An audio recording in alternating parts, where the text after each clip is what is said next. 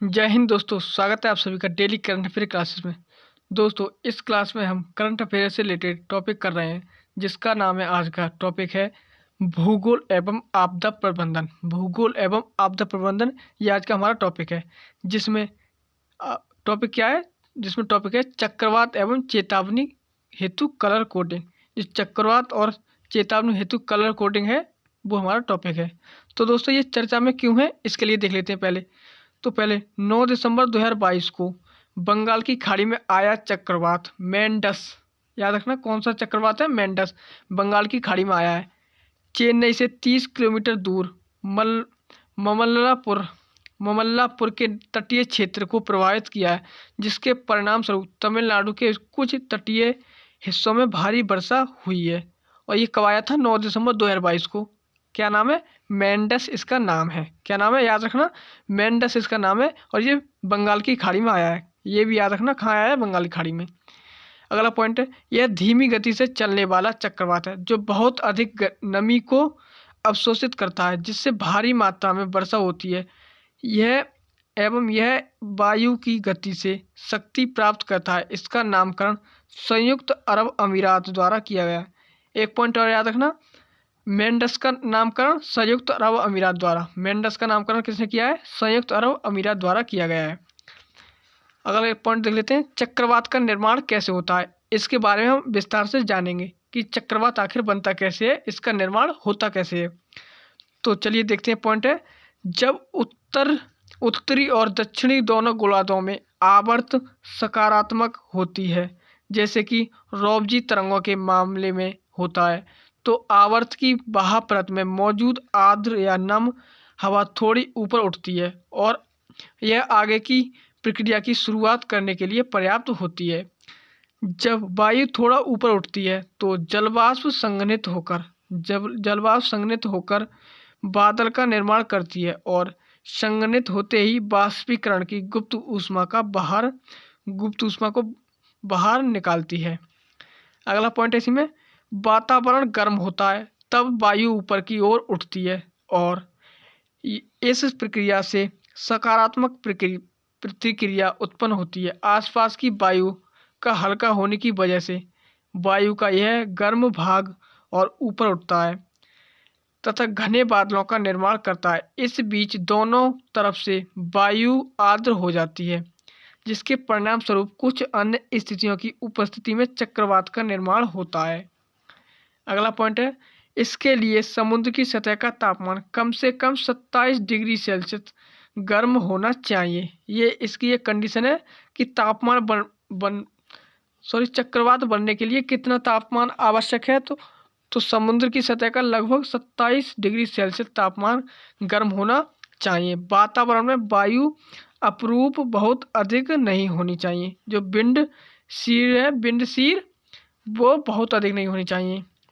उदाहरण के लिए, यदि निचले स्तर पर पछुआ पवने यानी कि वेस्टर्ली विंड्स का प्रभाव है, और ऊपरी सतह पर पूर्वी पवनों यानी कि ईस्टर्ली विंड्स का प्रभाव है। आगे देख लेते हैं पॉइंट इसमें। विंड्स का प्रभाव है या पवनों के बीच तापमान का अंतर बहुत अधिक है, तो चक्रवात का निर्माण नहीं होगा, किंतु यह अंतर कम है तब भी चक्रवात बने रहेंगे। सभी प्रकार के बादलों के साथ बृहद एवं ऊर्ध्वाधर भंवर यानी कि वर्टेक्स होगा। जब वे मजबूत हो जाएंगे तो तीव्रता से घूमेंगे और बृहद तूफानों का रूप धारण कर लेंगे। बम चक्रवात को देख लेते हैं। बम चक्रवात एक प्रकार का तूफान है, जो आमतौर पर सर्दियों के समय में समुद्र के ऊपर या समुद्र तट पर विकसित होता है। एक बम चक्रवात में तीव्रता में अचानक वृद्धि होती है। बम चक्रवात का निर्माण तब होता है जब पृथ्वी की सतह के पास की हवा वायुमंडल में तेजी से ऊपर उठती है, जिससे बैरोमेट्रिक दबाव में अचानक गिरावट 24 घंटे के भीतर कम से कम 24 मिलीबार आती है। यह समशीतोष्ण अक्षांश में शुरू होता है और तेजी से मजबूत होता है।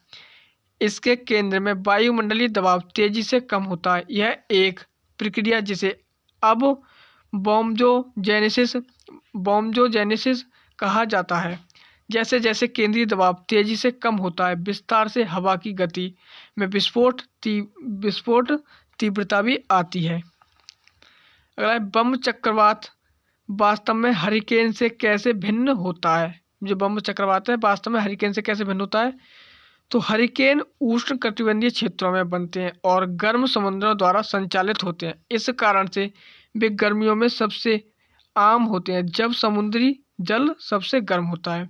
इसके विपरीत बम चक्रवातों को बनने के लिए समुद्र के गर्म जल की आवश्यकता नहीं पड़ती।